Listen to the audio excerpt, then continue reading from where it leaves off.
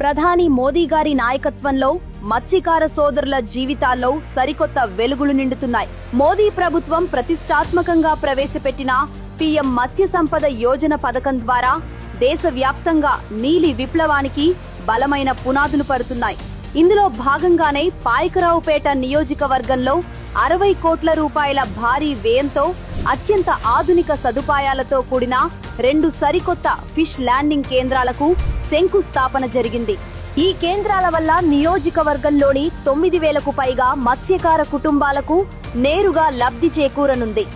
ఆధునిక జెట్టీల వల్ల వేటాడిన చేపల నాణ్యత దెబ్బతినకుండా ఉండడమే కాకుండా మత్స్యకారుల శ్రమ తగ్గి వారి ఆదాయం రెట్టింపు అవుతుంది.